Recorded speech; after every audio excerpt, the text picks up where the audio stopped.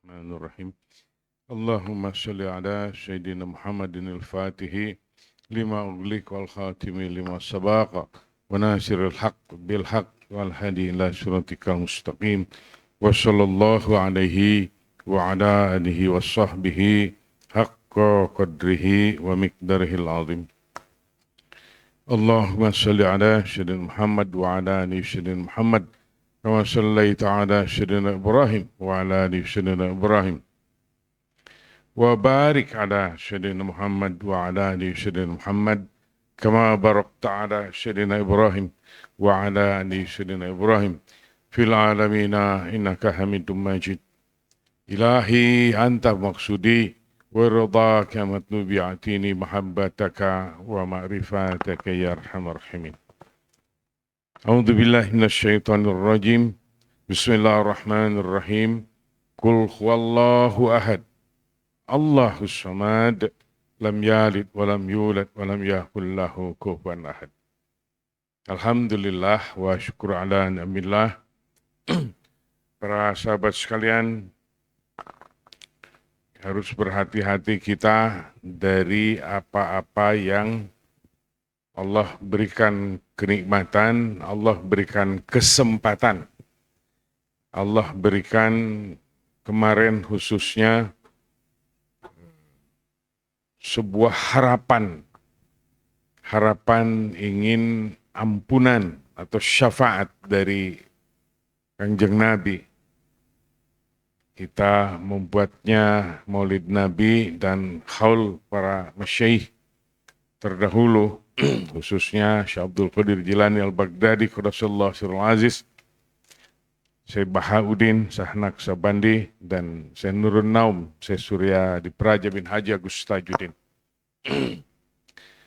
Alhamdulillah beroleh kemudahan, beroleh kelancaran, termasuk ini malam.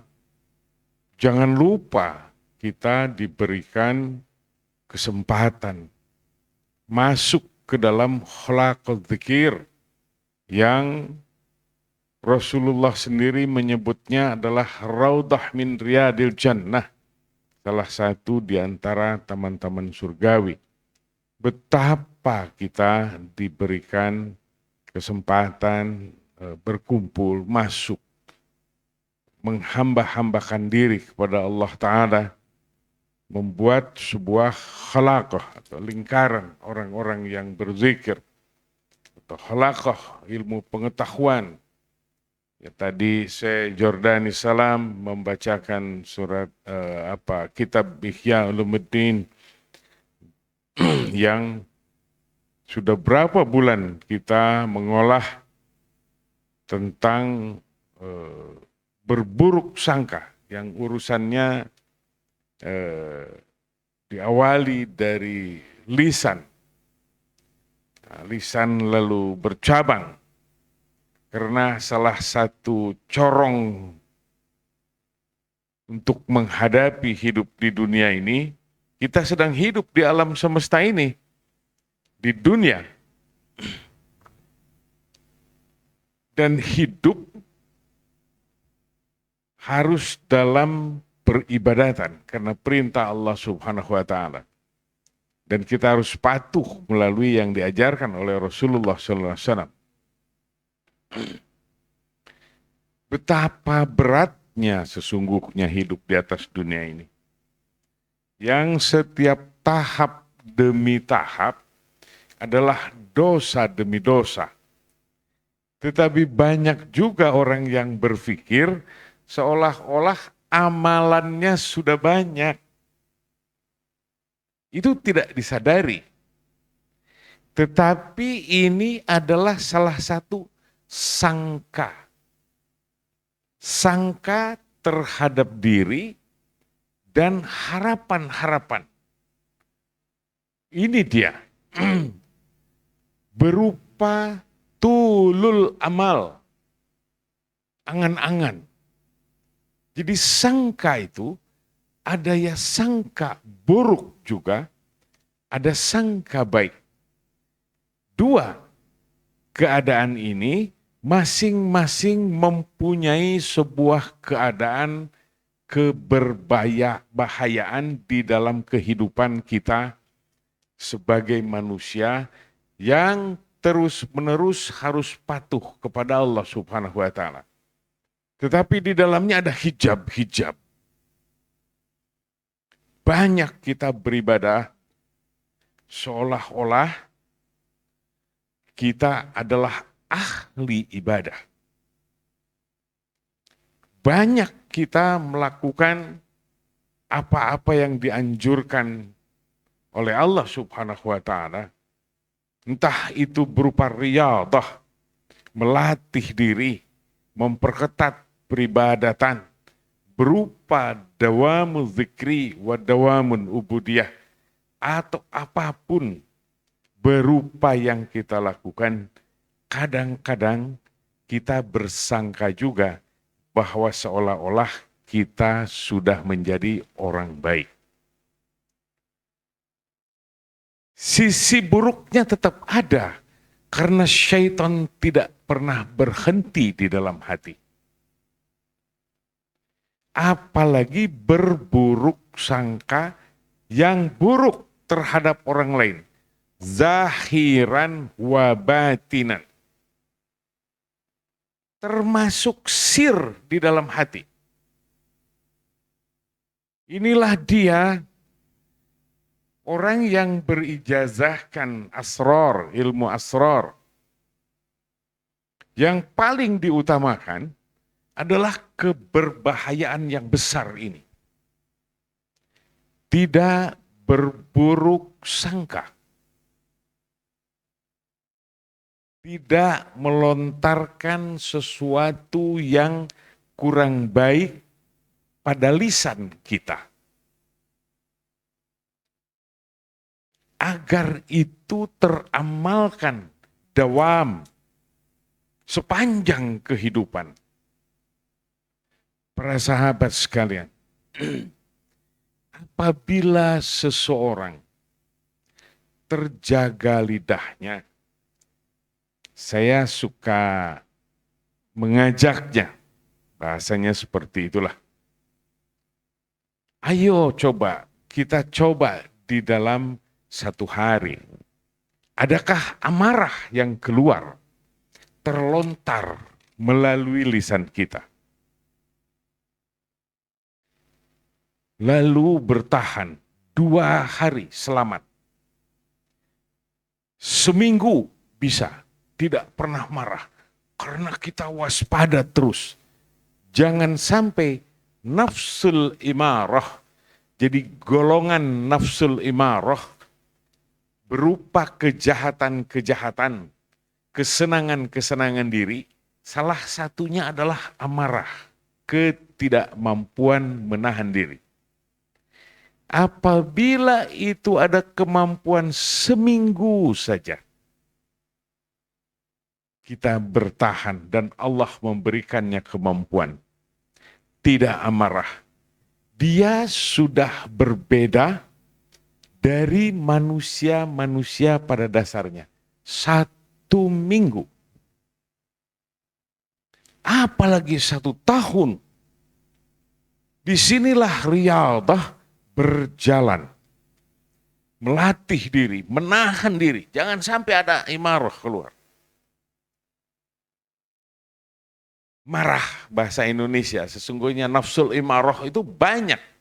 Hanya di Indonesia ngambek, apa kalau bahasa Sunda disebut marah. Padahal amarah itu sekelompok atau sekumpulan an-nafs yang syaitan itu gemar di sana.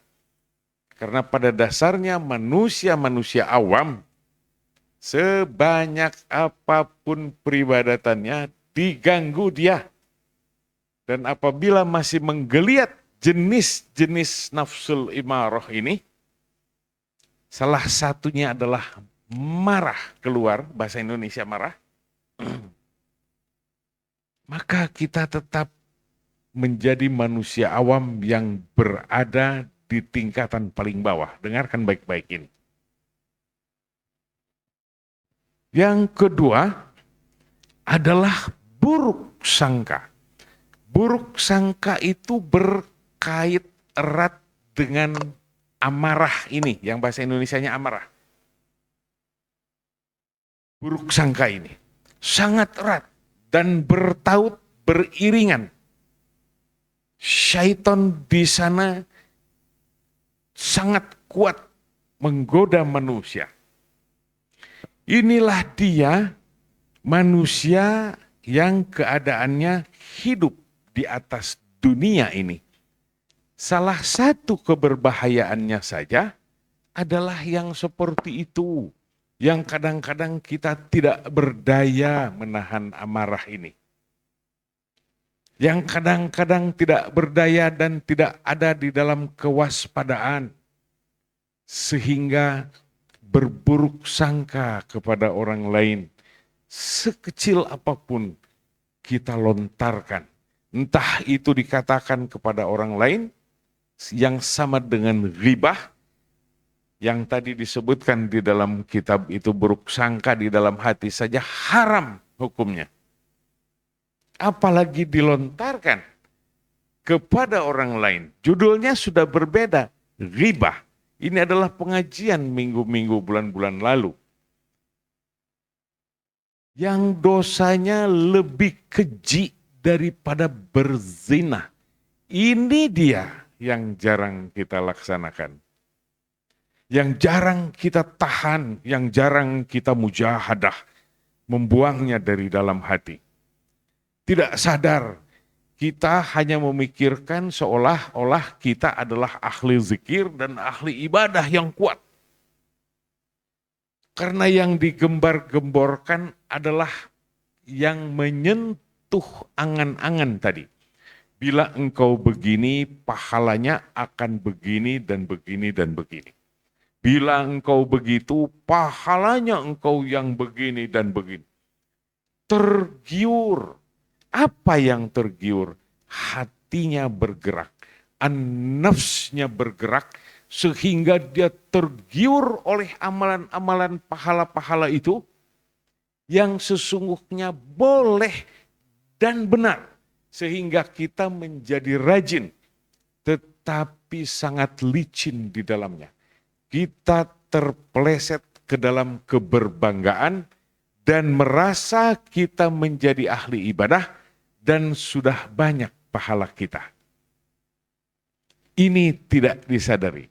Yang kedua yang tidak disadari, kita tidak pernah bersyukur kalau kita diberikan gerak ibadah dan diberikan keinginan dan kekuatan untuk beribadat. Tidak pernah bersyukur.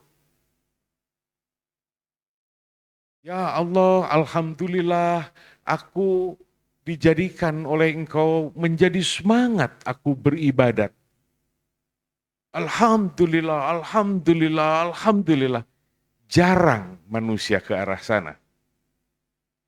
Tetapi dia mengakuinya kalau dirinya adalah ahli ibadah.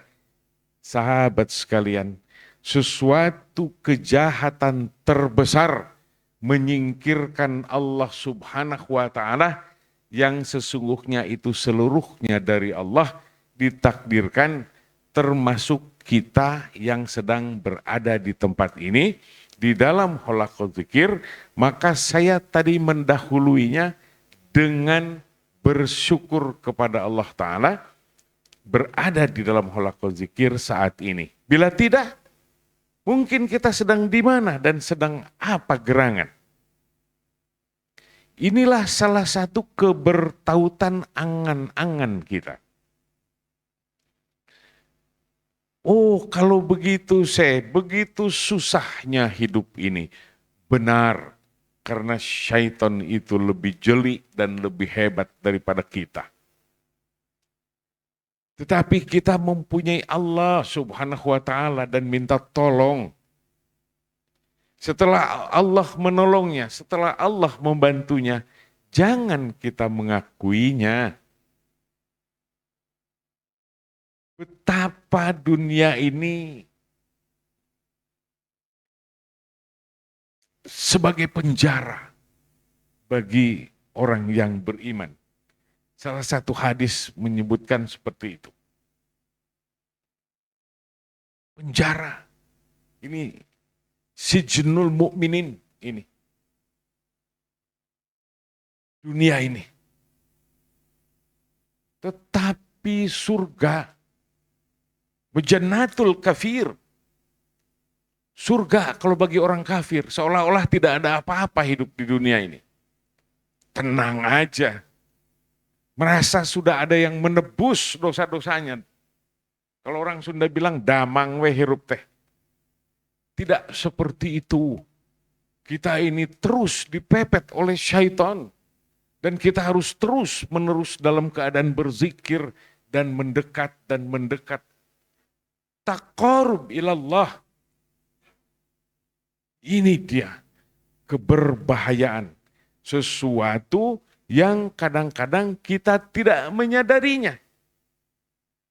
Berupa cakap-cakap hati yang ada atau buruk sangka di dalam hati. Maka orang-orang yang berzikir asrar dan kesananya bertarikah, di dalam asrar ini harus ada di dalam kewaspadaan. Waktu saya kanak-kanak dulu, Sep katanya, tahan. Kenapa tanganmu sampai gemetar seperti itu?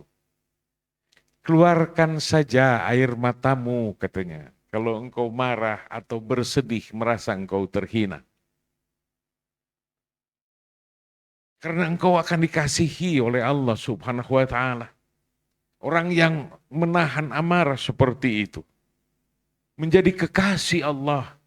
Allah lembutkan hatinya. Dan orang yang menyakiti para ahli zikir, dengarkan baik-baik, tidak akan gratis. Maka sangat berbahaya kalau kita salah melontarkan amarah kepada orang di jalan atau dimanapun dia berada, kita tidak tahu dia siapa. Kalau dia ahli zikir, maka berbahaya untuk kita. Mengapa seperti itu? Karena Allah punya kekasihnya tidak akan ridho dicaci maki oleh orang jahat. Sangat berbahaya. Bulan lalu atau minggu-minggu lalu, sering saya membuka atau mengingat-ingat tentang contoh-contoh para aulia terdahulu memberi petuah kepada kita. Tetaplah engkau, katanya, duduk di bawah kaki para imam. Dengan harapan barokah itu. Lalu kebanyakan di atas bumi, para ahli zikir itu tidak memantas-mantaskan dirinya. Hatinya selalu dalam keadaan ketakutan. Selalu dalam kewaspadaan. Di dalam segala tindakan-tindakannya. Termasuk salah satu yang berbahaya melalui lisannya. Karena lisan berbicara, terangkatlah hati, bisa berupa kebanggaan, kesombongan, apapun, berupa keangkuhan atau keinginan diakui bahwa aku lebih daripada yang lain, padahal seluruhnya itu kepunyaan Allah Subhanahu wa ta'ala. Tetapi kita menyingkirkan Allah dan diakui oleh kita semuanya. Ini keberbahayaan. Maka dawamu zikri, terus menerus dalam keadaan berzikir, dan dawamun ubudiyah, memperbaiki peribadatan-peribadatan yang biasa menjadi ibadah-ibadah yang berkualitas. Apa gerangan? Dengan segala kewaspadaan atas corong-corong hati. Apa corong hati? Saya memakai bahasa ini saja yang mudah lah. Corong hati ini adalah jawarih kita, indriawi kita, yang selalu disucikan. Wudu, berwudu, mengaku ahli ibadah, mengaku ahli thariqah, mengaku ahli asrar, tapi wudhu saja batal terus, tidak pernah berwudhu lagi. Berarti engkau tidak waspada. Ini dia kewaspadaan. Karena yang dibasuh itu adalah corong ke alam semesta ini. Yang bisa membuat buruk sangka, membuat amarah, bangkit kejahatan, bangkitnya syahwat. Entah karena terdengar, entah karena terlihat, entah karena terasa, apapun. Semuanya menjurus kepada keinginan-keinginan berupa yang menggembirakan kemakhlukan, kedirian, basyariah kita. Inilah dia. Maka penjara bagi orang mukmin. Dunia itu sijnul mukminin. Tetapi bagi orang kafir, dia jannah itu. Wa jannatul kafir. Jadi inilah dia penjara bagi orang mukmin, bagi orang yang beriman. Karena harus menahan berbagai macam gerakan-gerakan hati. Syekh Abdul Qadir Jilani, saya sudah sering mengatakannya. Mengapa seperti itu saya berbicara terus-menerus tentang ini? Agar selalu diingat-ingat. Apabila setiap gerakan-gerakan hati menjurus kepada yang tidak diperlukan, segera penggal dia dengan kalimah la ilaha illallah. La ilaha illallah. Hantamkan ke dalam latifatul qalbi. Dengan sebuah rasa sedang membersihkan dari penyakit-penyakit hati yang terus-menerus itu berupa hayalan-hayalan dan tulul amal. Panjang angan-angan. Panjang angan-angan itu, dari mana gerangan dia berkembang menjadi panjang angan-angan? Dari gerakan-gerakan hati, dari buruk sangka. Kadang-kadang buruk sangka kepada Allah Ta'ala, tetapi tidak sadar. Waduh, kalau begini bagaimana kita bisa dapat uang? Buruk sangka itu. Bagaimana aku menghidupi anak dan istriku? Dari mana gerangan ini dan itu dan ini dan itu dan ini? Buruk sangka terus. Tetapi kehidupan kita sampai usia yang sekarang, kita jarang mensyukurinya bahwa Allah terus menghidupi kita. Dari mulai lahir, terus hidup sampai sekarang. Kita lalai, tetapi kita berburuk sangka atas apa-apa yang belum tidak sesuai dengan yang diinginkan oleh kita. Ini gerakan-gerakan hati yang ada di dalam hati kita, yang harus diwaspadai di dalam kehidupan. Makanya zikir tidak pernah lepas. Zikran katsira.